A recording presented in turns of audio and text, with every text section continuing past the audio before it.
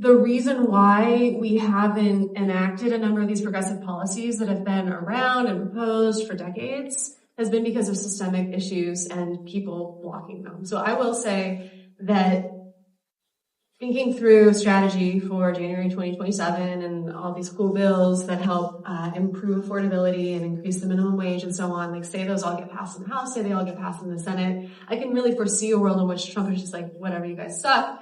Nope, I'm going to veto all of that. So what I would do between June and November, and then November and going into January, is I would shop that agenda around with everyone who's winning their primaries or people if they win their elections in November to build a big enough coalition so that we can block a veto and actually pass legislation. So I think that type of effort, coalition building, like I can talk about being a superstar congressperson all I want, but that is so silly. There's 435 people in Congress. We have to work together to get things done. So building coalitions to actually pass stuff, and that would involve like convincing Republicans, and then going to some of the anti-corruption legislation that I have in mind.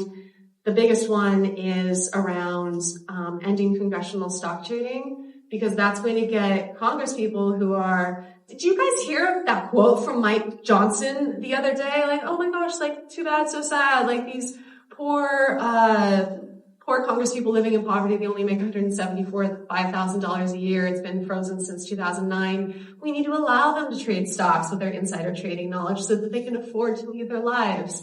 My heart definitely weeps for them, but I think that we do need to end congressional stock trading so that people who take office are doing so to help people and not to financially enrich themselves.